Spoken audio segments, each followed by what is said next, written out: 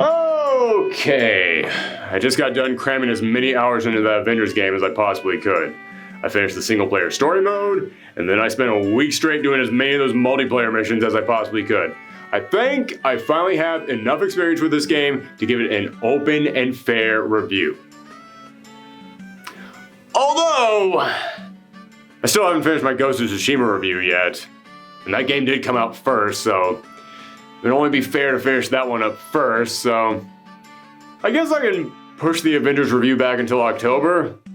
I mean, that shouldn't be too much of a problem. This is one of those live service games after all, and that means it's a game that's meant to be played for months and months and years on end, so I'm sure it'll be fine if it waits another month. It's not like anything's gonna happen in that time.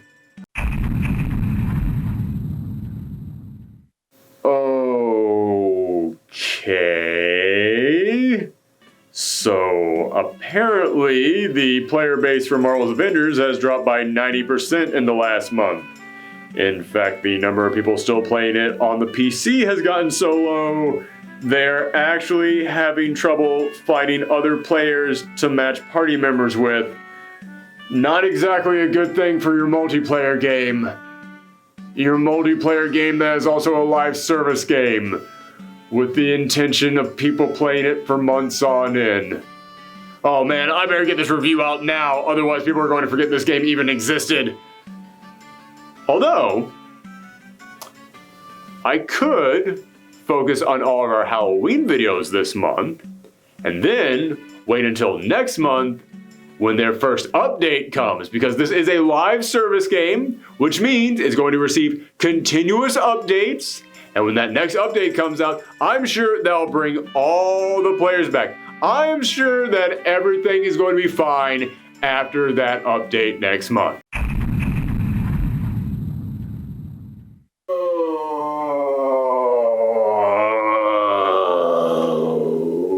Okay. So apparently, that first big update for Marvel's Avengers that the entire future of this game was riding on, that was supposed to come out this month, is not coming out this month. It is now coming out next month. Okay, let's be real. We've all been a little bit disappointed with things up until now. I mean, hell, I've been stuck in this one room wearing this exact same shirt for 3 months now. You can't exactly blame people for starting to get a little bit frustrated at this point. But I am sure that the reason why they had to delay it was so they could fix all the problems we have had with the game up until now. So when that update comes rolling around, the game is going to be better than ever. And it's going to fix every single thing that we could ever have wanted.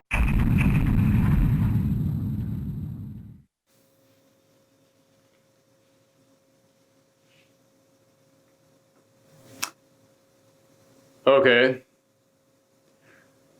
let's all just focus on the positives here. I finally changed my shirt. Here's our review of Marvel's Avengers. Alright, let's get a few things out of the way here at the top of the review. Number one, yes, I know this game came out 3 months ago, and in 2020, 3 months feels like 6 years. But as I said in our opening, this is a live service game, and when it comes to live service games, you don't really buy the game when you buy the game. More of months after it comes out when the updates start rolling in, so I wanted to wait until that actually happened to judge what the game was trying to be. Number two, there is literally no way for me to do this review without addressing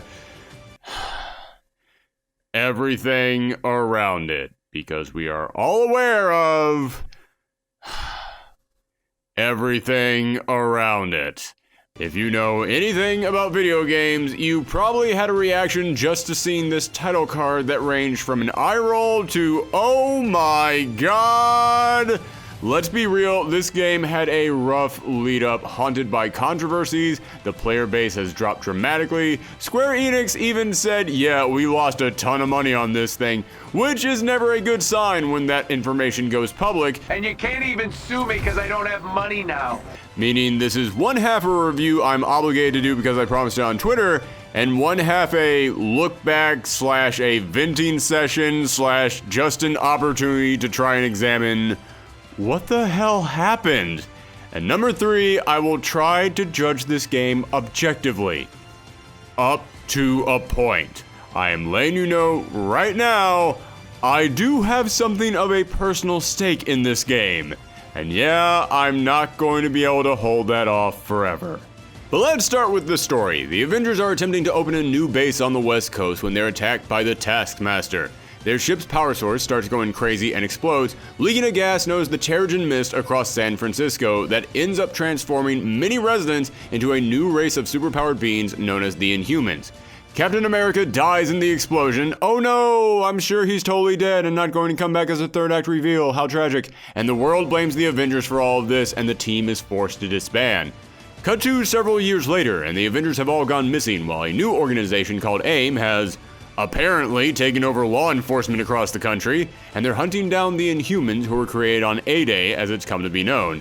A young girl and #1 Avengers fan, Kamala Khan, who was at A-Day and received shape-shifting powers as a result, finds some proof that the Avengers might be innocent in all this, and sets out to find the former members of this team and bring them back together again.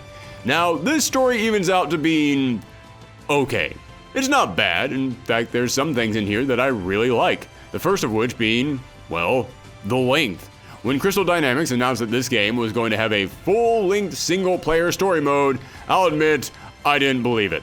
This is a live service game after all, and typically live service games just tape a single-player mode together without much thought because that's not where the money is made.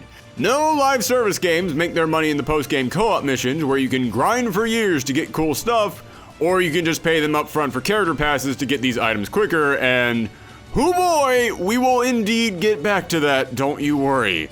But this story mode is actually pretty beefy. It's around 12 hours, and I've played plenty of shorter games this year that charged around the same amount, so if you want to play this game just for the single player mode, well, I don't know if I'd pay $60 for it, but maybe 30, sure. But the biggest compliment I can give this story is Kamala Khan, aka Miss Marvel. She's the avatar for the audience, and I know a lot of people out there might think, well, I want to play as more classic Avengers, not this new character, but I totally get why she's our protagonist in this story.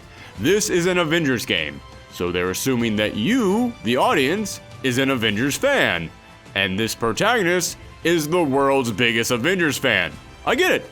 She is meant to be the avatar for the audience as we team up with these major icons. But that's not the big positive for Kamala Khan. She actually adds a lot of humanity to this story, and I can tell the people making this game understood her character. For anyone who doesn't know, I'm a big comic book fan, and Miss Marvel has been a great character for years now, and it's because she is so human. She feels like that normal, real person trying to do the best that they can, and whenever you get a glimpse of that in here, or you see her starting to embrace being a hero, it is handled really well.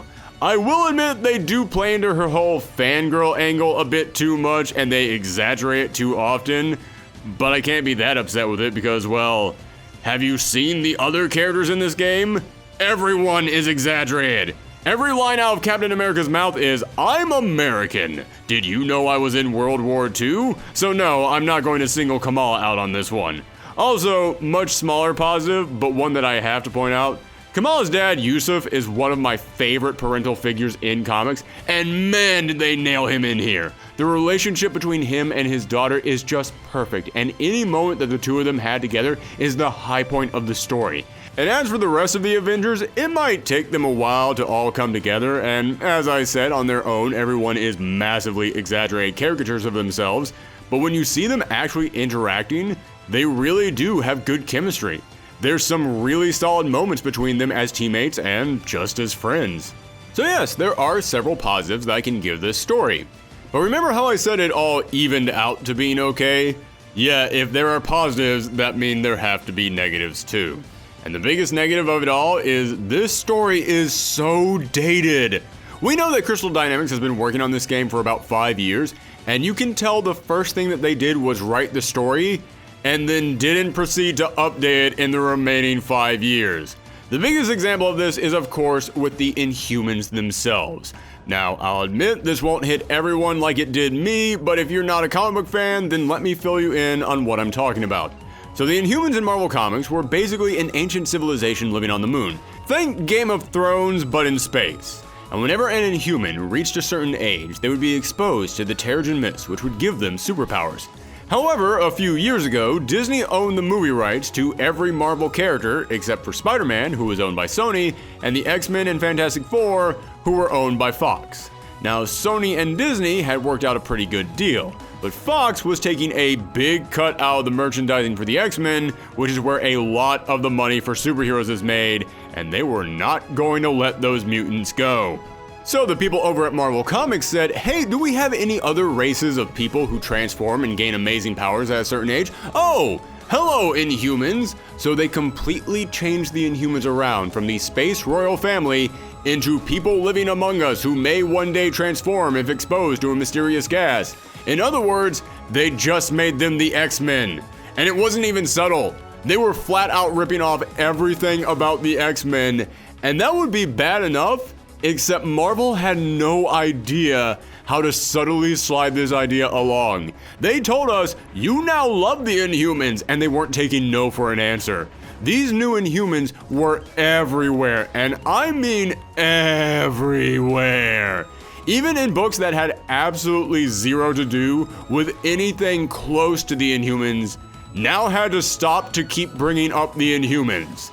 Whenever the Inhumans weren't on screen, everyone should be asking, where's the Inhumans? The only new Inhuman people really liked was Miss Marvel, and ironically, she brought up the Inhumans far less than some non-Inhuman books. Marvel shoved the Inhumans in our face so much, they took a really cool group of characters and made people hate them so much that the second Disney bought Fox and the rights to the X-Men back, they literally had to do a story where they killed many of the Inhumans off, and the rest of them just vanished and have not yet been heard from since. This was one of the greatest examples of a company taking an idea and running it into the ground I have ever seen. What was supposed to be the next big thing for Marvel now became a death warrant for any book out there that dared to mention them. Seriously, Inhumans went from being in almost every single Marvel book to not being mentioned in years. However, this Avengers game, it was clearly written at the height of Inhumania, and it is all over the place. And again, I will admit, I do have some extra spite here because every time that they bring up the Inhumans or the Terrigen Mist, all I can think about is how rough it was reading Marvel Comics 5 years ago. But even if you know nothing about the comics, even if you have never heard of the Inhumans, this game still shoves them in your face like they're saying, oh, we are going to make this a thing whether you like it or not. Even if you didn't live through the tidal wave of Inhumans in the comics, you'll still probably walk away from this game saying, I never want to hear about Inhumans ever again. You might think that I have used the phrase Inhumans way too many times in the past 5 minutes, but it is nothing compared to how it is treated in here. I tell you to take a shot every single time that they say Inhumans in this game, but I don't want to be responsible for anyone getting alcohol poisoning. But even beyond the whole Inhumans thing, this story is still so dated. I constantly found myself wondering, who the hell still cares about this? The Avengers that you get to play as are the same characters from the first Avengers movie. Oh my god. Who in 2020 still wants to play as the Avengers from the movie that came out 8 years ago? We are like 3 waves of cinematic universes past that at this point. There's a point early on where weapons designed by Tony Stark are being used by the bad guys, and Thor tries to give Tony grief and says he doesn't trust his machines. Oh my god. Who in 2020 still wants to hear anyone go up to Tony Stark and say, I don't know about these inventions of yours, Tony. I don't trust your machines, Tony. We have done that. The Avengers disband, and the government is asking if these superheroes should have to answer to someone, or if we really even need them in the first place. Oh my god. Who in the year of our Uatu 2020 still cares about that conversation. We literally had 2 movies come out in the same year that asked that exact same thing, and that was 4 years ago. We are past that at this point. Again, I kind of want to give this team some slack because I know that they have been working on this for 5 years, but A, you should probably design everything about how the game will work, then write the script later on to make sure it's more up to date. And B, even if you wrote this 5 years ago, half the stuff I just talked about was already old back then. But even when the story doesn't feel outdated, it still feels incredibly cookie cutter. It feels lazy at times. It feels very much like someone just said, this is how a story works, so we're going to do this in our story. Here's an example of what I mean. The very first Avenger that Kamala Khan meets is Bruce Banner, aka the Hulk. At the very end of the story, which I will not show you because I do not want to spoil this for anyone, but at the end of the story, there is a moment where Bruce Banner essentially says to Kamala, all this time I thought I was teaching you, but really you were teaching me. He doesn't say those exact words, but that's basically the gist of what he's saying. It's this very stereotypical teacher-student style relationship dialogue, except here's the thing, yeah, you weren't really teaching her. There is a moment early on in which Bruce gives her this little pep talk, and then they find the next Avenger to join their team, and Kamala goes over to them, and they give her a pep talk. And then they find another member of the Avengers to join the team, and then Kamala goes over to them, and they give her a pep talk. And I will say, as I said, Kamala is the best thing about this story, and I do like this idea that this young new hero is learning lessons from each of the Avengers. That's a very good thing. However, none of them at the end of the story come in here like, yeah, so we had a special one-on-one bond, right? Except for Bruce Banner, the character who probably had the weakest bond with her. Like, everybody else's pep talk was way better than the pep talk he gave her, but they needed someone to come in here and say this super stereotypical line, so they gave it to the character it probably made the least sense to give to. Or, this is my favorite example of them just shoving a line in here because it feels like these type of lines go in these type of stories. The big villain of this entire game is George Charlton, aka MODOK, the big head honcho of AIM, no pun intended. And at the end of this story, which again, won't show you, don't want to spoil it for anyone, but at the end of the story, there's the moment after George Charlton has transformed into MODOK that the Avengers go up to him and confront him, and they're saying, Charlton, you have to stop this. And he says, don't call me that. Charlton is dead. Call me MODOK. And I was begging this game for anyone to stand up and go, why? Yeah, why are we gonna call you that? MODOK's not a thing. Like, that's not a thing at all. I'm Iron Man. Iron Man. Iron means something, man means something. Put them together, you form an image in your head. Probably looks like me, man made of iron. There. That guy is Captain America. Those are 2 words. Those are 2 things. You put them together, you can probably picture something there. That guy's Thor. That's a mythological figure. You all know Thor. Hulk. You can probably figure out what a Hulk is. There you go. All these names make sense. MODOK's not a thing. And I know someone is going to say, well, you know, from the comics, MODOK actually stands for mental organism designed only for killing. Oh, believe me, I know. But that is never brought up in this story at all. That's what MODOK stands for. And even if they did bring that up in here, they try and make Charlton far more sympathetic than he is in the comics. They try and make him seem like, oh, I was doing all this to try and save the world. So if that's the new background they're giving him, why on earth would he then say, you know what? Call me mental organism designed only for killing. Why would the version of this character they created for this game now choose that to be his name? None of it makes sense. However, if you have seen a superhero story before, you know there's going to come that moment in which the villain has to turn to the heroes and says, Don't call me by X name, call me by Y supervillain name. That's how these stories work. And they just shoved it in here, and they never stopped to think about the fact that makes no sense in here. Listen, I could keep going on and on about all the problems with this story and talk about how all these bits of dialogue are very lazy, but nothing is going to sum it up better than this. At the beginning of this game, there was a moment in which Kamala Khan has to hack into Tony Stark's personal account in order to get some very vital information out of there. And she has to guess Tony Stark's password. Tony Stark's password is I am Iron Man.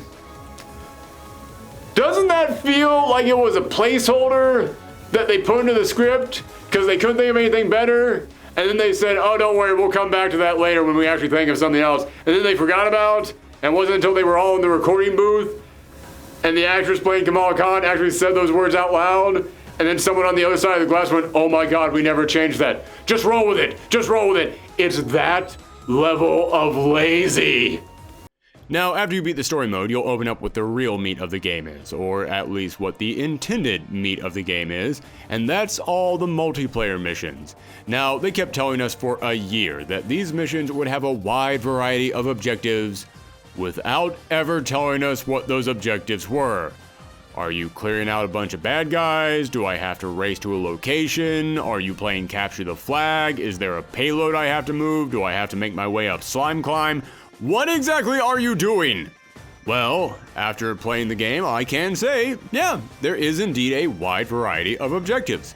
Sometimes you do just have to clear out a bunch of enemies, but sometimes you have to protect people from those enemies. Sometimes you have to destroy specific items or turn those items on to charge them up. There is a variety here to these missions. To a point. Which leads me into the combat. They spent a good time touting this gameplay's rich and experimental combat system that would allow every character to be customized so that way they play differently, and after actually getting my hands on the game, yeah, the combat is actually impressive. Every character feels completely different while at the same time having enough similarities overlapping with specific buttons dedicated to similar mechanics, so if you pick up any one character, you can take what you learn from them onto another character even if they're completely different. And while the customization for the combat might not be as rich as some other systems out there, it's still pretty varied with each character having multiple moves that can function in different ways. I walked away from this game actually thinking the combat was really well mapped out, and I would even call it great. To a point. Yes, you might be wondering why I wanted to cover both the mission variety and the combat together. Simple! Because no matter how good they are in premise, none of it matters because of one rather huge, overwhelming detail. The enemies. They load the screen up with so many enemies that it doesn't matter what the mission is. It doesn't matter what different goals they each give you to accomplish. 98% of your time in every single mission is going to be you fighting off wave after wave of enemies. Oh cool, I have to go and destroy this generator? Sure, I'll get right on that after I finish beating up these 20 guys that appeared out of thin air. And not every mission is that bad. Not every mission is blanketing out the sky with villains. Some of them are far better spaced out, and they do give you the freedom to play around with your combat and abilities. But that's still all the mission is. Just fighting off these same bad guys until you reach the end of the stage, and that combined with the stages that are essentially just variations on the same 4 or 5 designs, and how often you'll have to do these missions to get rewards, really just makes it feel like you're doing the same stuff over and over again. The closest thing we get to an exception to this is that each character does have specific missions based around them, and you do get little cutscenes or bits of story tied to these missions, and that was nice. As I said, the story is arguably the best thing about this game, so it was nice that even after finishing the main campaign, there was a dash more of that. But that's all that is. Just a dash. Just a hair of story that you still have to fight through 200 AIM soldiers to get to. Oh well. I guess that's not a lot of story, but if I ever do want to enjoy this story again, then I can always just go back and replay the single-player campaign, right? Oh, wait, never mind, you can't. Yeah, not kidding you. That big single-player story mode that they kept hyping up At the time of this recording, there is still no way to go back and replay it. If you select the single player campaign after beating it, it just takes you to the post-game multiplayer missions. And that was after they updated it, because originally, if you selected the story after beating the story, the game would just load infinitely because it had no idea what to do. I'm sorry for repeating myself here, but I have to make this as clear as possible. They talked about how special this single player story was, but they had no idea that someone out there might want to play the story mode twice. If you selected the story mode that they really wanted to focus on and they really wanted to talk about how amazing it was, if you selected that twice, the game just froze up like it had to go into the back room and call the manager. Yeah, they say they want to play it again? No, I told them it was over. I gave them the trophy and I rolled the credits by, but they're still here. They're talking about playing through single player missions more than once? That's not a thing, right? Do we do that? But back to the combat, yes, you can do big, crazy, super complex combos. But about half of your missions see you being overwhelmed by so many enemies that there's no time for that. You'll have dozens of enemies all firing at you at once, many times from off camera where you can't possibly see their attacks coming, and sometimes, even when you can see them coming, many of these enemies will use homing missiles that will chase you until the ends of the earth, so you will spend more time dodging attacks than actually attacking. So often I would go in on an enemy and start up a combo, only for me to realize after 3 hits, oh, if I don't get out of the way now, I'm going to get blasted. So I would have to stop that combo I was working on, and then go over to the next enemy, and do 3 hits on them, before disengaging to go over to the next enemy, and so on down the line until finally some of these enemies started to get KO'd, and I had enough time to breathe. And if you hear all that and you think to yourself, well, that doesn't sound too bad, now try adding on top of all that the Michael Bay on ecstasy levels of special effects on top of every single action. Every single enemy has some big glowing purple ball of energy, or they have blue lightning that starts crackling all over the place, or they've got some gravitational trap that they're going to set that's going to warp the entire screen, or they're going to freeze you so now you can't see anything because your entire screen is frosted over. I have been playing video games my entire life, and yet I can count on one hand how many video games forced me to stop playing them because the lighting effects were giving me a headache. And yes, Marvel's Avengers is one of those games. And even when you're not being overwhelmed and you're on a map that doesn't have as many enemies and it gives you the space to play around with your moves, you'll still have to do these combos so many times in a single mission that eventually it gets boring. Even the craziest combo eventually becomes routine with how often you're going to have to do them, so eventually you'll just end up doing your bread and butter combos to get through the mission quicker. They created this big impressive combat system, but then gave us enemies and maps that took all the life out of it. As I said, I left this game for about 2 months, and then I returned to it for the Kate Bishop DLC missions, and after picking it up again, my very first thought was, oh, you know what? I was wrong. I was being too hard on the combat. It's way more fun than I remember it being. But then by the time I got halfway through the DLC missions, I was bored all over again and just wanted to get it over with because it was just the same thing over and over. And these enemies aren't helping things either. I mean, yes, there is a variety to them. Sure, they are all just AIM soldiers and AIM robots, which, believe me, I will get back to that because that is indeed its own set of problems. But all the enemies do have a large variety to their moves and attacks and the various ways that you have to take them down. Or at least, that's what they were going for. They did design each of these enemies to feel completely different from each other, but real talk, no matter how different they are, just punching them and then dodging when you see that they're about to attack works just fine. You really only have to get creative with how you beat them if you want to, and again, they don't really give you a reason to want to. And of course, that's just on the missions where the enemies are evenly spaced out. On the missions where they're swarming the skies, forget it. You don't have time to be creative. There are 12 laser beams coming at you all at once. Ain't nobody got time for strategy. Just hit them hard and fast and get out. And if you are at all underleveled, these enemies are going to hit like a Mack truck. Well, then why don't you level up until you're stronger than them, you might ask? Yeah, here's the thing. You level up by equipping gear that you find on these missions. But there's so much gear to find that it kind of becomes pointless.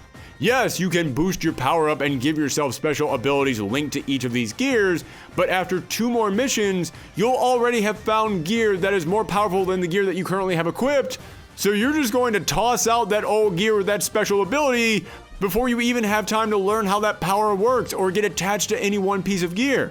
Even when you find some crazy legendary piece of gear, 2 missions later, it's going to go in the trash because I already have something better. I mean, I'm glad that they didn't just get super sleazy and lock all the good gear behind a paywall, but the gear is so plentiful, it just becomes meaningless. But here's the real problem. As I said, combat is such a pain because there's so many enemies and they hit so hard. So you might think, oh, well, if I get enough good gear and level up enough, then I can go back and have more fun in these fights because I can at least overpower these enemies and really show off what I can do. And you just said you do get a lot of gear, so that means you're going to level up really quickly. So even if the enemies are tough and they overpower you, you will very soon be able to overpower them because it won't take you that long to find the gear that you need to get that strong. Guess what? The missions auto level. So when you rank up, the missions and enemy levels rank up alongside you, which means even when you're grinding away for hours to get stronger, finding better and better gear with each mission, the game won't even let you feel like you're getting stronger. In fact, some missions are anywhere from 2 to 10 levels above you in rank, so you might think, okay, cool, let me just put on some better gear and then I'll be at the same level as them. But many of those missions that are set above you are locked above you, meaning not only are the enemies stronger than you, you can't ever rank up to be equal to them. The game has programmed these levels to always be tougher than you are. The only reason to level up is because there are some special missions set at specific ranks, so you do need to get strong enough to be able to challenge them. But it isn't worth it. It isn't worth fighting off waves and waves of enemies on the same bases over and over again, just so you can unlock another base that you've already seen a dozen times already, where you will then fight off again waves and waves of enemies, just so you can get more gear that won't matter half an hour later. The game is the embodiment of pointless. It is just playing a game solely to hit buttons. But hey, at least unlocking all the cosmetic customizations with your gear is kind of fun, right? Oh, wait, sorry, that's the DC gear-based game. No, in Avengers, the gear only makes numbers go up. That's it. There's no cosmetic customization to them, no special dialogue with them, nothing. They are just tools to make numbers go up. So what if you want to unlock cosmetic customizations, you might ask? Oh, I'm sorry. Nobody is asking that because you've all seen a video game in the past 5 years and you know how to unlock cosmetic customizations. You buy them. Okay, that isn't entirely fair. Yes, you can earn these costumes with in-game currency, and it is possible to earn one after playing for...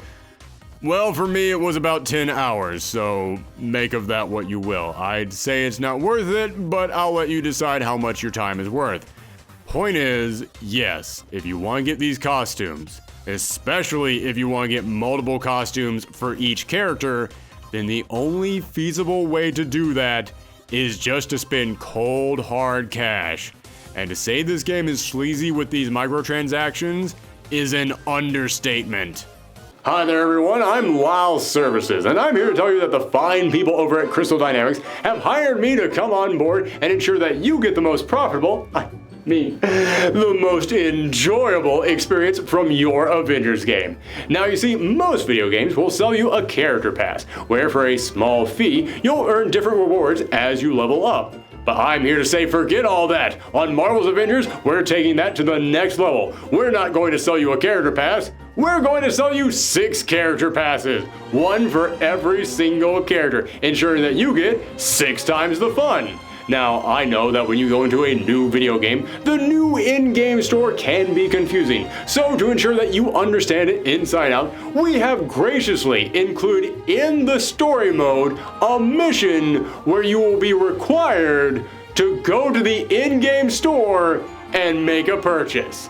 Meaning that when you have gotten halfway through the story and you've collected all this in-game currency, saving up for that special thing that you want, you will then be required to go to the in-game store and spend all that in-game currency before you could possibly have saved up for any of the big things you actually want, forcing you to start collecting all over again or just fork out some cold hard cash.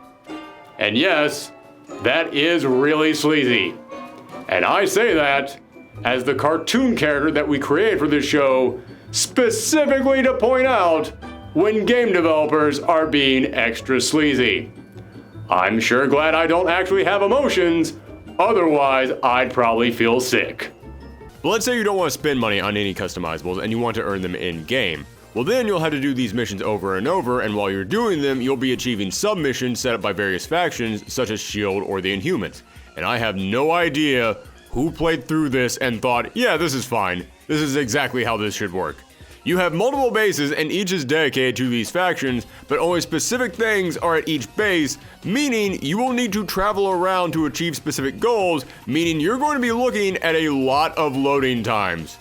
Which is kind of a microcosm of how everything in this game works. Nothing in this game is hit this button to do this thing. No, it's all go to this place. Wait. Then you go to another place. Wait. Then you go over there and continue waiting. That's not an exaggeration, by the way. I booted up the first big DLC, the Kate Bishop mission, and to do that, I had to go to the brand new base and find Maria Hill. So after traveling to that base and staring at the loading times, I went to Hill and I spoke with her. And she said that to begin the mission, I had to then go and speak to another character, who was right next door to Hill. So I left Hill's office, went to that other character, the game loaded up their dialogue, and their dialogue was just, oh hey, go to this map over there and select the mission. At which point I had to leave her office, go walk over to the map, and select the mission. Why the hell would you tell me to go to Maria Hill to start the mission, just so her only dialogue can be talk to this person to start the mission, just so that person's dialogue can be telling me to go over to another place to start the mission? Just let me talk to Maria Hill, and that starts the mission. How is that a complicated idea? And believe it or not, this is actually better than it used to be. I hadn't touched this game since the first 2 weeks of its release, and when I picked it up for the Kate Bishop DLC, I found they had made several minor changes, and I do have to applaud these changes. But at the same time, I had to wonder, why did you need to make these changes in the first place? How was this even a problem when you started the game? For example, if you want to accept bonus faction missions, you can now actually get on the phone and call the faction leaders to accept them, whereas before, you would literally have to travel to their base and accept the missions in person. Meaning, if you wanted to take on both Inhumans and S.H.I.E.L.D. missions, you would have to sit through this every single time. How long this time? I never know.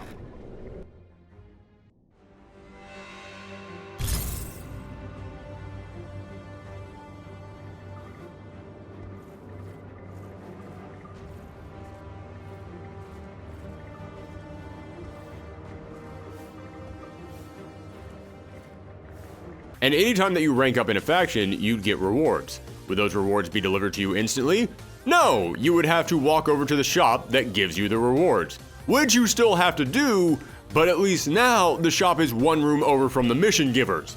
Before, do you know how far the mission rewards were from the person who gave you the missions? I am not kidding you.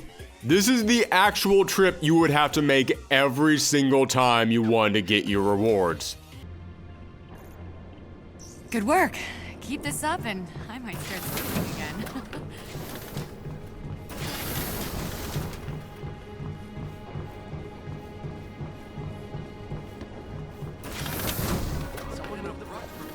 Good day, adventurer. Come peruse my wares.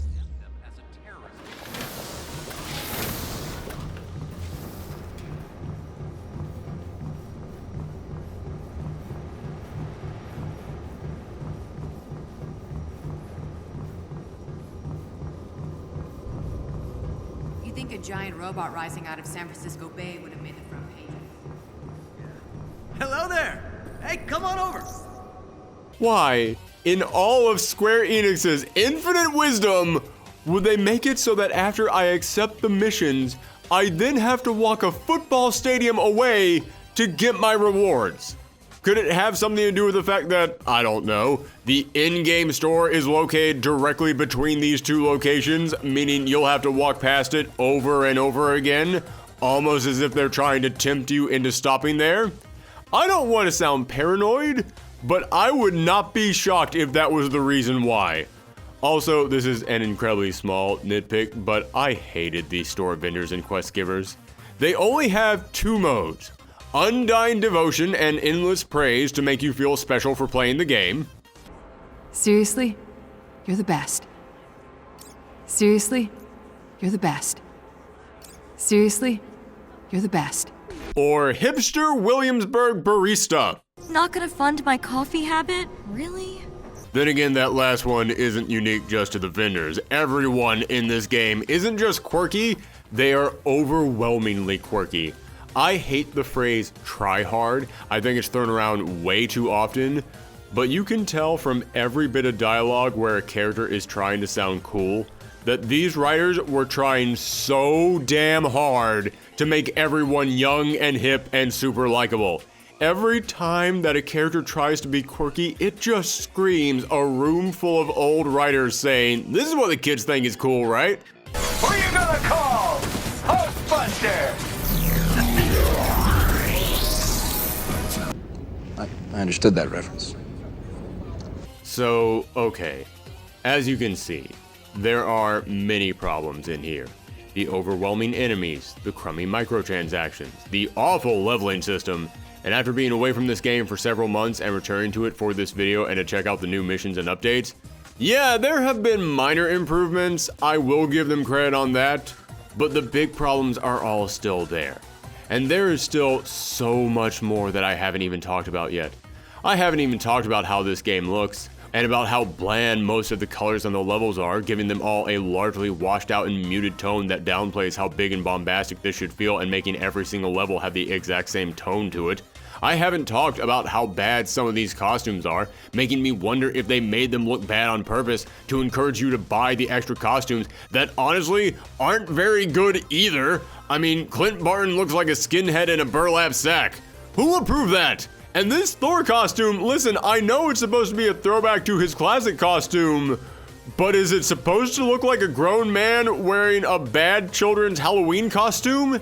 And I haven't even talked about the bugs that cause crashes, missed trophies, endless glitching, and so many other problems. Real talk, there is not enough time to cover all the problems in this game.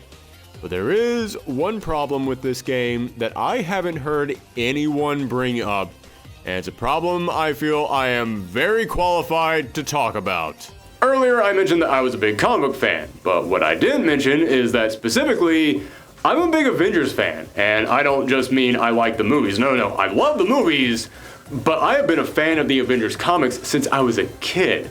When I was a little kid and I went to the comic book store, I would always race to the A section to see if they had restocked any Avengers back issues. That would always be the first place that I went. And when I was on the playground at school, all the other kids wanted to talk about the X-Men because it was the 90s and the X-Men ruled that entire decade. But I was that one kid over there going, yeah, that's nice. She controls the weather and he's got adamantium claws. That's special. This guy's Wonder Man and he's made of ionic energy, so he glows purple and he can't die. And hey, where's everybody going, everybody? Where'd everyone go? Does anyone want to hear me talk about the guy who uses bows and arrows? Anybody want to talk about that? No? Okay, I understand. Yeah, when I say it out loud, it actually doesn't sound that cool. Yeah, I have loved the Avengers comics since I was a kid. And when it comes to this game, I have heard a lot of people discuss the graphics, the gameplay, the story, the multiplayer missions, all the other different odds and ends that go into this game. And real talk, end of the day, despite all the problems that I have with all that stuff, I honestly think a lot of it just kind of evens out. I think it's okay. It's totally passable. But I have not heard anybody discuss how much this game succeeds or fails as an Avengers game. And I think that's kind of unfair, because when it comes to any other superhero video game, everyone always has that conversation. When the Insomniac Spider-Man games came out, everybody pointed at it and said, this is the ultimate Spider-Man game. You feel like Spider-Man. They captured so many things that we love about Spider-Man. So many things from his past and his rogues gallery and supporting characters. It's all in this game. It's the perfect Spider-Man game. And when the Batman Arkham games came out, everybody said, this is the Batman game that we have been waiting on this entire time. Makes you feel like Batman. Oh my goodness, the locations and all the characters in there. It's all so great. It's an amazing Batman game. No one has had this conversation with the Avengers game. So I feel like as a big Avengers fan, I should come in here and have that conversation.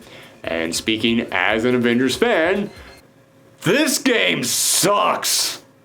Yeah, I'm going to apologize in advance because the rest of this review is just some whiny nerd ranting. I am fully aware that's what it is. I know that I'm going to look like a fool by going into all these details, but I haven't heard anyone say this stuff, and darn it, someone has to.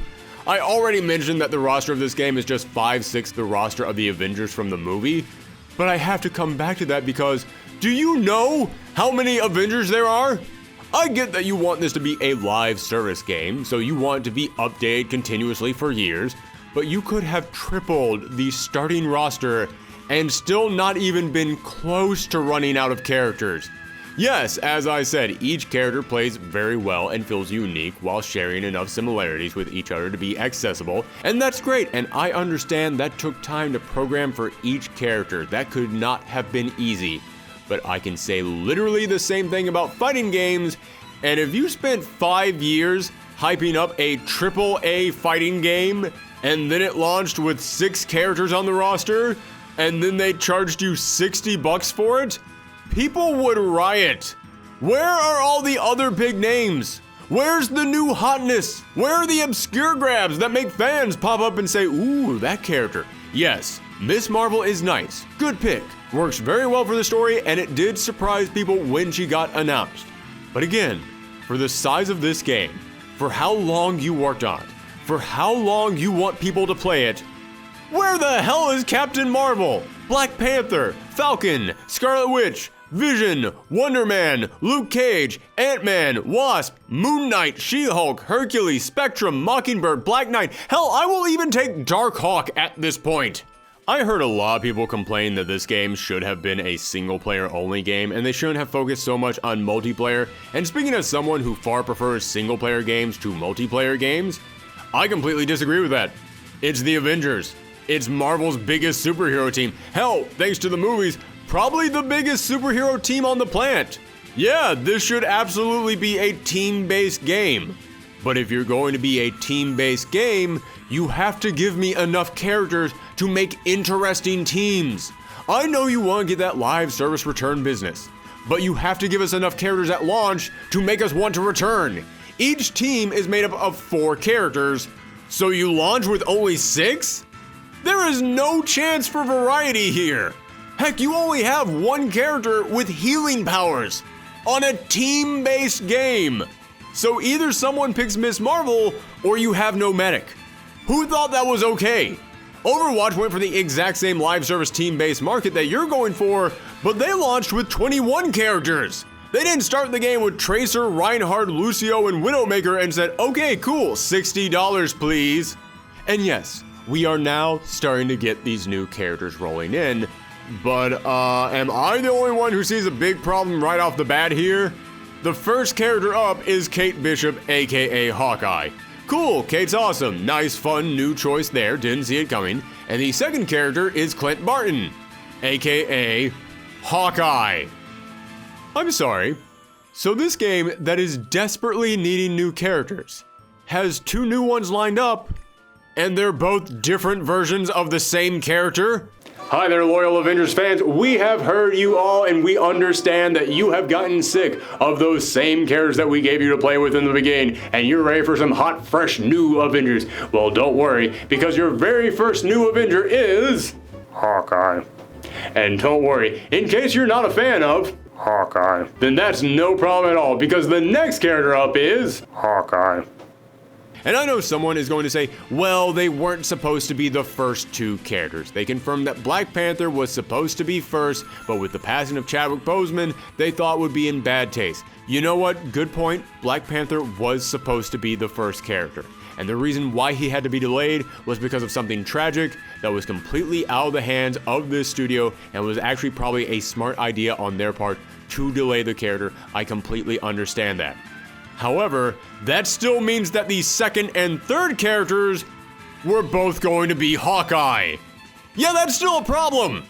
Also, again, super nerdy geek rant here. I apologize profusely. The plot at the beginning of this game is that the Avengers are starting up a West Coast division, and the one character you left out from the movies was Hawkeye.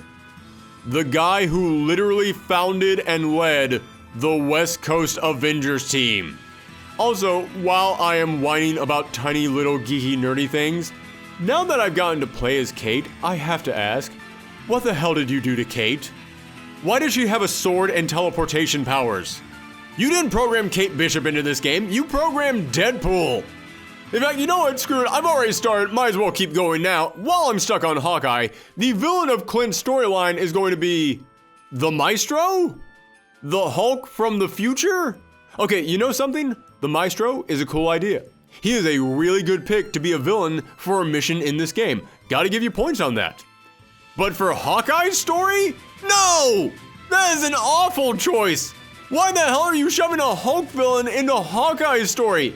He's got villains of his own, you know. The Hood, Trickshot, Crossfire, Swordsman, the Maggia, hell, even the Circus of Crime would be better villains for Hawkeye than the Maestro. This is like if a Justice League game added Aquaman and his special stage was Central City and his big villain was Scarecrow. Don't give Maestro to Hawkeye. Make him the villain of a Hulk mission. And I know you might be saying, but the Hulk already has a mission. Good point, but here's a crazy idea. Give him more. You want this to be a live service with constant updates? Great. Keep updating their missions. If we like these characters and enjoy playing as them, you should maybe make us want to keep coming back. And yes, giving each character multiple missions is a lot of work.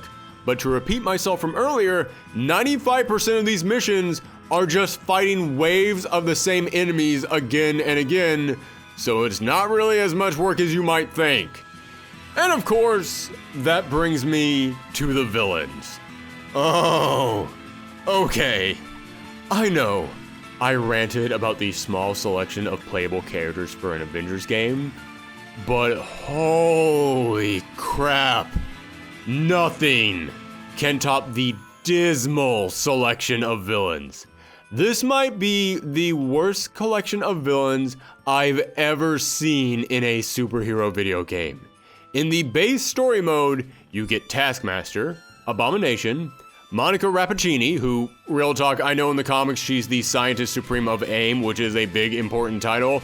But in here, she is just a basic human being, henchmanning for the big villain, so I'm gonna be honest with you, I don't even count her as being a villain in this game. And the big bad guy himself, MODOK. Who in Odin's name said we need a big bad guy for our Avengers game? Let's get the guy whose very design is so comedic that it is impossible for them to be taken seriously and has been written almost exclusively as a joke character for the past 20 years of Marvel Comics. I understand that, again, this is a live service game. You want to save some good stuff for future updates, but that doesn't mean you have to start with probably the goofiest possible choice for your first villain. I am not kidding. Marvel literally has an animated comedy series starring MODOK coming out next year because they realized he was so wacky that it was impossible for anyone to take him seriously, and Crystal Dynamics said, yeah, of course he's going to be the big villain of our game. This would be like if in the new Insomniac Spider-Man game, the mastermind behind everything was Big Wheel.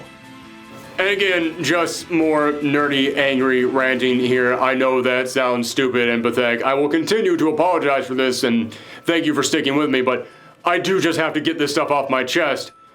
when they revealed that MODOK was going to be the villain for this game, I went on Twitter and I said, I don't think that's a good idea. And I had so many people reply to me and say the exact same thing over and over again. Well, at least it's not Thanos or Loki again. Guys, I get it. Marvel has indeed overused Thanos and Loki, and you want someone new. You want someone fresh. I understand that. I want someone new as well. Two problems with that. One, not including this game, MODOK has been in 16 games in the last 14 years. He is not exactly the deep, fresh cut you might think he is. And B, the Avengers have more than 3 villains, you know. You didn't have to just stick with the runner-up here. There were so many other good villains they could have used for this game. How about Count Nefaria, a crime boss with Thor-level powers trying to take over the West Coast? You know, where this game is set. How about Graviton, a man who has total control of gravity and can reshape the moon or lift entire cities into space with a thought? Korvac, a scientist given nearly infinite reality warping powers that drove him mad. Or how about the Grim Reaper, a death-obsessed serial killer who leads a team of zombified dead heroes and villains? Geez, you're a live service game. How did you not bring this guy in for a Halloween update? How about the Elements of Doom? Not exactly a huge threat, but they would provide a great excuse to have a bunch of jobbers that you beat up over and over again, other than just AIM Scientist number 538. The Wrecking Crew! You need some big superpowered henchmen to work for the other big bad guys? You call the Wrecking Crew! And you know something? Your first big DLC mission revolves around time travel. So you chose the Maestro to be the villain. Ah, I see. You know, it's a real shame that the Avengers themselves don't have a time-traveling supervillain. Oh, wait, they do. Kang the Conqueror, one of the biggest supervillains in Marvel Comics history. And of course, the Masters of Evil. A collection of the greatest villains of each of the individual members of the Avengers. Oh, yeah, while I'm talking about that, what about each of these characters' individual villains? Yeah, remember how I said every character had their own missions? Well, we're talking about characters like Captain America, Iron Man, Thor, living legends with decades of adventures and villains for days. Surely there will be plenty to choose from. Or you could just have them fight the exact same AIM soldiers and robots over and over again. I remember when I got to the end of Iron Man's big mission, I was so excited. I thought, oh man, this is Iron Man's special mission. Who's the big villain gonna be? Probably not the Mandarin, he might be too big, but Ironmonger? That doesn't sound too crazy. Or Madam Mask? Or Whiplash? There's got to be someone here, right? You know who was waiting for me at the end of Iron Man's mission? More AIM soldiers and robots. No Ironmonger, no Madam Mask, no Whiplash, no Crimson Dynamo, no Spy Master, not even a Melter or Unicorn. This game has so many prime opportunities for other encounters with supervillains, whether it be in the multiplayer missions, the character missions, or in the story itself, and they never, ever take it. It almost feels like they actively had to choose not to include other characters because it feels like anyone else could have at least fallen backwards into having a villain pop up in here. There's a moment in the story mode in which you have to go and recruit Tony Stark, and you find him at one of his old homes, and then all of a sudden, someone comes to attack Tony Stark. Oh my goodness, Tony Stark? The entire world knows that he's Iron Man. He's broke now. He doesn't have any of his defenses. He is at an old abandoned house of his, a prime opportunity for someone to attack him. Oh man, what classic Iron Man villain could appear here? No one, it's a giant robot. Eventually in the story, you meet up with Hank Pym, aka Ant-Man or Giant Man, a hero with the power to change size. And their base starts getting attacked by something huge. And I thought, oh man, the guy with size-changing powers, and now a huge villain is coming? Is it Goliath? The Growing Man? Ultimo? Who is it? Surprise, it's another giant robot. One of the final missions in the story mode is our heroes having to go to New York to save all the Inhumans. Do you know how many supervillains live in New York in Marvel Comics? Like 90% of them call that place their home. You have to be able to include someone in this fight, right? Nope, it's another giant robot, because of course it is. It will always be a giant robot. Why did I ever assume anything else? And not to get too spoilery here, but I will say, after you complete the main storyline, yes, there is one final villain that pops up for one last fight, and it's another giant robot. And at least this time it is a giant robot from the comics, but it is nothing but a giant jobber robot in the comics.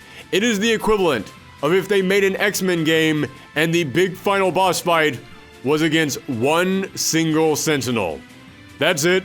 Just one single solitary Sentinel. And I know some people might think I'm asking for too much by saying this game needed more than 3 villains. But just stick with me here for a second. Remember Insomniac's Spider-Man game? Yeah, remember how good that was? Oh man, that game was great. That game also had Mr. Negative, Rhino, Electro, Vulture, Scorpion, Dr. Octopus, Shocker, Screwball, hints of Black Cat, Taskmaster looking way better than he did in this game, Silver Sable, Tombstone, and Kingpin. Or how about we look over at the competition? How about we look over at DC Comics? Remember Batman Arkham Asylum? Not even Arkham Knight. I'm not even going with the latest installment of that game on the most recent generation of hardware. No, we're going back to the last console generation, and to be fair, we are going back to the very first installment of that franchise. Let's look back at that game, shall we? Arkham Asylum had Joker, Harley Quinn, Mr. Zsasz, Riddler, Scarecrow, Bane, Poison Ivy, and Killer Croc. Meanwhile, the Avengers game that spent 5 years being worked on has Taskmaster, Abomination, MODOK, and a couple of big robots to fight. And after you beat the main storyline, they say that AIM is now working on cloning technology specifically so you can have an excuse to fight Taskmaster and Abomination again and again and again forever. I will be honest with you guys, Taskmaster is one of my top 5 favorite comic book villains of all time. I love that character, and yet I have no desire to ever fight him again. Do you know how badly you have to screw up Taskmaster to make me say that? And you know something? Speaking of the Spider-Man and Batman games, you know what else they had outside of villains? They had Easter eggs up the wazoo. The world felt alive with references to the comics, to other characters, and to older adventures. And speaking as an Avengers fan, this game is a barren wasteland for that. There is nothing. There are tons of notes to pick up in here, and all of them are just references to A-Day, AIM, or the Inhumans to help fill in the blanks of this story that I really do not care about. There is nothing special for Avengers fans in this game, outside of collectible comic book covers, but who cares about that? That's the kind of collectible you used to get in superhero games back on the PlayStation 1. We're not on the PlayStation 1 anymore. If I want to look at pictures of comic book covers, I can just do a Google image search. Give me unique Easter eggs in this world that you crafted that I can only get in here. But there's nothing. And it's not like there aren't opportunities for that. There's a moment where Kamala stumbles upon a room filled with the Avengers' personal collections, practically a trophy room dedicated to the past deeds of these characters. And those trophies include a beer stein for Thor and a guitar for Tony Stark. You know, Tony Stark's famous guitar that's such a big deal. No beat up Ultron head, no photo of Captain America in World War II with the invaders, no prototype Ant-Man helmet, no spare costumes for anyone. After playing this game, I honestly don't know if anyone who worked on it knew anything about the Avengers outside of the movies. Or maybe they were just being told not to include any special Easter eggs or references because they wanted to save it all for DLC. And yes, again, I know that I am just speaking from the point of view of a nerdy Avengers comic book fan. I'm just speaking to how disappointed I was that they didn't give us really anything special in the way of Easter eggs. But even if you're not an Avengers fan, this makes this whole world feel empty. When you fill up your game with little references or Easter eggs, It makes it feel like these characters had adventures and stories to tell before we even started this game. It makes this world and these characters feel fuller. But in here, I honestly don't feel like these characters even existed more than a week before we met them. But okay, so speaking as an Avengers fan, yeah, this is not good. In fact, it kind of stinks. But as a game on its own, judging it solely as its own thing, the game is right down the middle. The story mode is alright, not great, but pretty good. However, the post-game multiplayer stuff, the stuff that they want you to spend months and years coming back to, right now, that is not entertaining enough to return to. I actually spent a good 15 hours playing these multiplayer missions, and I didn't enjoy any of it. And you might wonder why I kept playing it for 15 hours if I wasn't enjoying it. Because I wanted to enjoy it. I kept wanting to go back because I kept telling myself, no, this time it's going to be fun. If I just find enough gear, if I just fight the same enemies enough time, then I'll enjoy it. Then I'll unlock something that makes me really enjoy this game.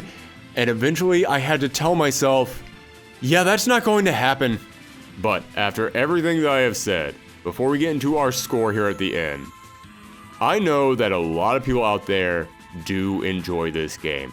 I know it does have a fan base, and I know that a lot of other people are saying, okay, yes, it has problems now, but it's getting updates. It might not be great now, but it has some good elements, and in a few years, after enough updates, then it'll be great. And to those people I say, I have been where you have been. I am the withered old man telling you to be wary of my mistakes, because this is a game that, yes, it doesn't have great character models. It has a small starting roster, it's trying way too hard to push the movies, and isn't going to be special until after years of updates down the road. But don't worry, because it's got a great combat system, and that'll keep people coming back, right? Yeah, I'm here to tell you, those who do not learn from Marvel vs. Capcom Infinite are bound to repeat it. I am not saying anything today to be mean or to put anyone down. I'm saying it because I've seen what happens to games like this. Don't think it can't happen to you too. So, end of the day, what do I give Marvel's Avengers? Well, after looking back at and balancing everything and trying to take my own personal bias out of it and just trying to look at this thing for the game it is that we got, my score is... it's just a big shrug. Not because I don't really have an opinion on it, but because, real talk, after examining everything about this game, after thinking about everything that went into it and what we ended up getting out of it, I don't care what score I end up giving it, because all I care about is Crystal Dynamics. What happened? What happened? You had 5 years to work on this game, and you could only come up with 6 characters and 3 villains? What happened? Were you told to announce the game 5 years ago? But then you were told by someone else that you weren't allowed to start working on until 2 years ago? I do know crazy stuff like that does occasionally happen, but I don't know if that's what happened here, because if that's what happened, you probably wouldn't have based the entire story around the Inhumans, because by that point Marvel was trying to bury them and wanted nothing to do with them. So... And don't get me wrong, I am not saying that the people at Crystal Dynamics should have crunched on this game. No, not at all. It is terrible that there are people out there trying to normalize crunch. It is one of the worst aspects of the video game industry, and so often it doesn't just result in abuse of the employees, it also results in worse products in the end. So no, I am not saying anybody at Square Enix or Crystal Dynamics should have crunched on this game to make it bigger and better. I'm just saying, you had 5 years to make this game, and you didn't really produce a lot, all things considered. And a lot of other studios out there are able to produce more in less time without crunching, so it's not like that was the problem here. So... What happened? And I am also not trying to imply that anybody at Crystal Dynamics didn't give it their all. I'm not trying to imply that nobody at Crystal Dynamics showed up every single day willing to give it 110%. No, I know that there are people at Crystal Dynamics who probably worked their butt off on this game. They put their blood, sweat, and tears into this game. This was a massive passion project for them.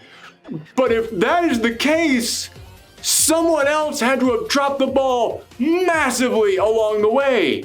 If someone at Square Enix and Crystal Dynamics was really giving it everything that they had, and I'm sure that there was someone there just doing the best that they possibly could, who was the person that came in later and took a pair of scissors to everything that you built?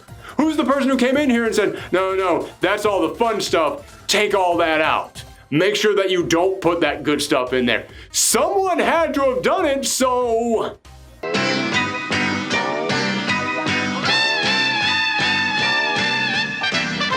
Okay, I'll admit I don't really think that last clip works all that well. But my point remains, there are a lot of questions about what happened behind the scenes on this game. And if I can be honest with you guys, I don't think they're going to be questions for that long. Because I don't think this game has much of a future, and typically after a live service game falls apart, it doesn't take long for the people who worked on the game to come forward and say, yeah, let me tell you exactly what went wrong on this. So I would say within about a year or two, we're going to have the full behind the scenes story on this. And I bring this up because Crystal Dynamics, if you guys really want to make some money off this game, forget the character passes, forget the costumes, forget the dance emotes, forget whatever weird crazy scheme you have this week to make money off this game. Just make a truthful, honest, behind-the-scenes documentary on what exactly happened with this game, and then release that. I will gladly pay for that more than I will for any other potential DLC you might have for this game, because actually finding out what went down behind the scenes on this game is worth more than any character pass could ever be. Thanks for tuning in to our review / rant / existential crisis over Marvel's Avengers, the most 2020 game of 2020. Let us know what you thought down below. Do you agree with me? Do you think I was way too harsh? Are you still watching all the way to the end? I know this was a long one, so if you're still watching, then put yes, I watched to the end down below. I want to see how many of those we end up getting. Also, if you enjoyed this video, then make sure to hit that thumb up button. That helps YouTube know to recommend our videos. And if you want more from us, then hit that subscribe button and check out some other reviews popping up right over there. Thanks for tuning in, everyone. Stay safe out there, and come back next time.